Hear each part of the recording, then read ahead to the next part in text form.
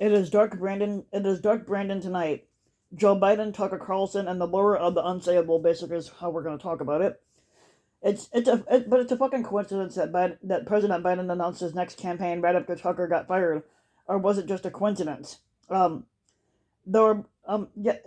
it's fucking shocking enough that there are more people who bounce up and down on Donald's dick than the people who love Joe Biden, and I think that's indisputable. The thing is, love isn't all that important in politics, or at least in Normieville, or the so-called democratic politics, and to a large degree, that's what's confused a lot of people into storming the Capitol in stupid outfits, and a much larger number of people into believing it was kind of cool and at least somewhat justified that it happened. It was all about magical thinking and conspiracy theory, which are both really compelling, and about the obvious fact that many people had passionate feelings about Trump, even though Trump doesn't give a shit about them, and while hardly anybody had any such feelings about Biden. Now, at a certain level of subconscious logic, it didn't make sense that a candidate who struck so many people as profound and semi-mystical, and a semi-mystical embodiment of the American spirit, and it wasn't just his fans who saw him that way, or that they could lose to a candidate of maximum, understand even by most Democrats as a symbolic safe harbor, the best available option under the circumstances. Now, this expressed not just a difference between Democrats and Republicans alike, but to use the overwrought terms of this movement, in the moment anyway, the differences between those who aspire to democracy and those who yearn for fascism.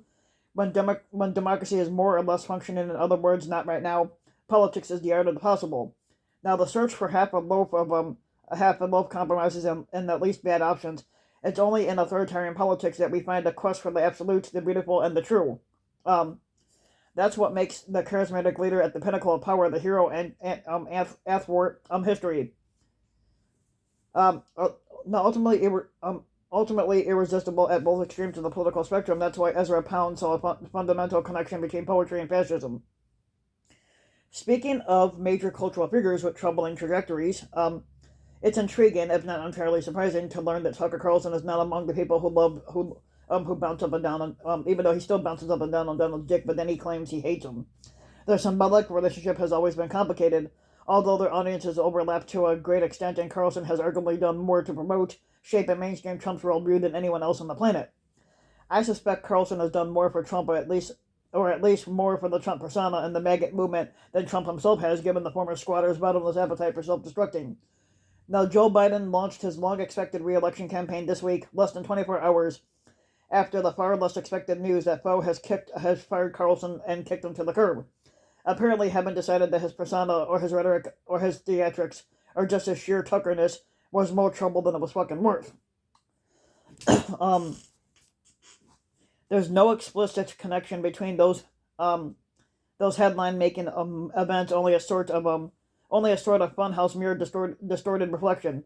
Now, I believe Tucker Carlson was speaking from the heart and saying that he hates Trump passionately, but of course that doesn't mean that he prefers Biden, who, as noted above, does not tend to stir the passions. And what agitates Carlson about Trump, I imagine, is the intense frustration of being forced to put up with such a bumbling, small-minded buffoon as the only available figurehead for a supposedly noble project of American renewal and transformation.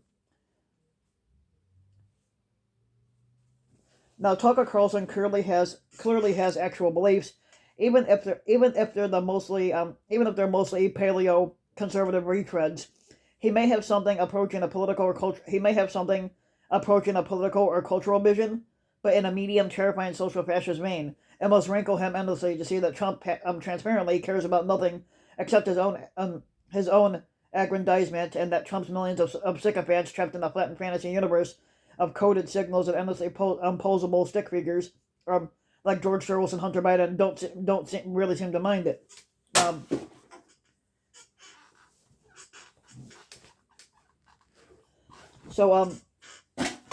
so what was the Biden announcement coming so soon after Tucker Geddon? Was it really a coincidence, as all those blue check users out there lamenting the fact that the woke mob somehow got to Logan Roy, Rupert Murdoch, already understood, and there are no fucking coincidences here. It's the next chapter of the Great Replacement, Dark Brandon, the only truly successful own goal scored against the right in the political meme wars. It's literally replacing Tucker Carlson, whose next to last offering in the faux universe was a video about how it's gross to eat bugs. Okay, but that isn't really that isn't what literally means. Unfortunately, we're not quite ready to roll out Dark Brandon tonight, a full hour of nightly woke mind virus subversion that will soon have once manly American patriots going non-binary, driving toy scale electric cars and spreading bug tofu cream cheese on their bagels. um, a lot of stuff has been written about Tucker since his abrupt departure, and a lot of it displays the distinctively American discomfort with ambiguity and ambiguity or something like that, and contradiction. Another way of saying this is that America of whatever ideological stripe don't really do the history, or they don't really do history at all. They just project the current obsessions and preoccupations onto the past, as if it were a giant movie screen, and then they congratulate themselves for seeing so clearly what we have projected. Now, the racist piece of shit Tucker is a uniquely toxic figure in any media landscape because he's a uniquely contradictory figure. Now, the two things are not supposed to are not opposed or in conflict, but there are plenty of other folks in the moldy recess of right-wing media they're eager to launder or rationalize white supremacist conspiracy theories, and formally consigned to the outermost fringe, or to promote the incel-flavored lament about the relentless persecution of white heterosexual men. Now, most of them suck at it anyway, but only Carlson had the cunning or genius, or perhaps the conviction to combine those primordial far-right impulses with occasionally fiery populist critiques of corporate capitalism and neo-imperialist U.S. foreign policy, and views otherwise exiled to the socialist and or libertarian margins. It's neither useful nor necessary to claim, as English Democrats often do, that Carlson's unorthodox opinions on economics and global affairs are just cynical posturing, or they're part of a nefarious long-con propaganda campaign on behalf of Vladimir Putin. Carlson's admiration for Putin is right out in the open, as is his loathing for Volodymyr Zelensky, but I see no reason to regard any of that stuff as insincere. It fits into a far-right American worldview with a venerable, if not honorable, tradition, and one that Carlson has almost single-handedly rebooted for the century.